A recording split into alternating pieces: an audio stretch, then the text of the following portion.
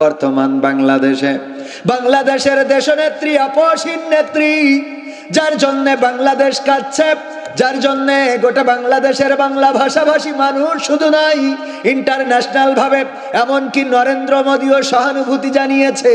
ওগো আমার ভাইরা, বেগম জিয়া অসুস্থ, জীবন মৃত্যুর সন্ধিক্ষণে খুবই খারাপ অবস্থার মধ্যে রয়েছে। এই সময়েও কিছু নেতাকে দেখা যায় হাসি মুখে বিবৃতি দিচ্ছে, দেখেছেন না? হাসপাতাল থেকে হাসি মুখে বের হয়। ওরা কারা? ওদেরকে চিহ্নিত করা দরকার। ওরা তো তারা যারা বালুর ট্রাকটা বাড়ির সামনে থেকে সরাতে পারে নাই, তারা, ঠিক না বেঠে? এই জাতীয় নেতাদের কারণে বিজয় বিলম্বিত হয়েছে। এই জাতীয় নেতাদের কারণে তারেক রহমান বাড়িতে ফিরতে পারে না। ওগো আমার ভাইয়েরা, আবার একজন নেতা দেখলাম বলেছে জিয়াউর রহমানের যে জানাজা হয়েছে ইতিহাস সাক্ষী, বেগম জিয়ার জানাজা তার থেকেও বড় হবে। তার মানে উনি অলরেডি কবর খুঁচার জন্য ব্যস্ত, ঠিক না বেঠে? এইগুলো আসলে নেতা নয়, এইগুলো খেতা। এইগুলো যতদিন নেতৃত্ব দেবে ততদিন বাংলাদেশ মুক্তি পাবে। কারণ আমার মনে হলো এই নেতার কথা শুনে একবার একজন ডাক্তারের কাছে গিয়েছে, যে বলছে, ডাক্তার সাহেব, আপনার কাছে রুগী আসে কেমন, আপনার কাছে রুগী হয় কেমন, আপনার কাছে রুগীরা চিকিৎসা নেয় কেমন, কত বেশি রুগী আসে?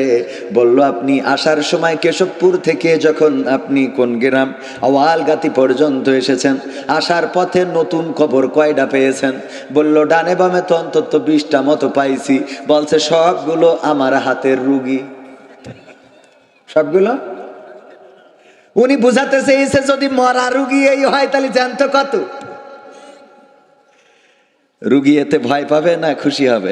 বলেন, ভয় পাবে না খুশি হবে? কারণ সব যদি 20টে কবর দেখিছে, তুই ভালো কথা কয় যে এই আশেপাশে যা দেখছেন জানতো ঘুরি বেড়াচ্ছে সব আমার হাতের রুগী, তাইলে ওর একটা সান্ত্বনা পাবে যে না আলহামদুলিল্লাহ, তাইলে ওষুধ খালি মোটামুটি একটা এনার্জি আসতে পারে।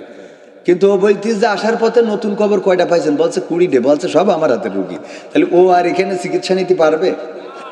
ওই নেতার অবস্থা তাই। আমরা যেখানে দোয়া করছি, অগরব ইসলামী মূল্যবোধে বিশ্বাসী বেগম জিয়া, শহীদ প্রেসিডেন্ট জিয়াউর রহমান তো ছিলেন তিনি, যিনি বাংলাদেশের সংবিধানে বিসমিল্লাহ প্রতিষ্ঠিত করেছিলেন, ইসলামী মূল্যবোধে বিশ্বাসী ছিলেন। এমনকি নিমগাছ দিয়েছিল মক্কায়, যেখানে এখনো রয়েছে শাজারাতুজ জিয়া বাজিয়াটরি বলে।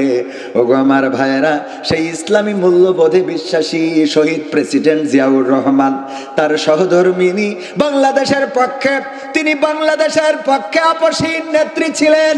কখনো বিদেশি প্রভুদের কাছে মাথা নত করে, দাদাদের কাছে মাথা নত করে নাই, মাথা বিক্রি করে নাই, দেশ বিক্রি করতে চায় নাই, সত্য কথা স্পষ্ট করে বলেছে। কয়েকদিন আগেও দেখলাম একটা বক্তৃতায়, যখন বেগম জিয়া বক্তৃতা দিচ্ছেন, সামনে থেকে বলে উঠলো, বেগম জিয়া ভয় নাই, রাজপথ ছাড়ি নাই। বলল, তোমাদের ওই স্লোগানে এখন আর চিড়া ভেজে না। তবে আমি তোমাদের ওই স্লোগান চাই না। তোমরা রাজপথ ছাড়ো নাই, কথাটা মিথ্যা। তোমরা যদি রাজপথ ধরে থাকতে তাইলে এই অবস্থা হইতো। রাজপথ ছাড়ি নাই এই কথা বলবা না, স্লোগান চেঞ্জ করতে হবে।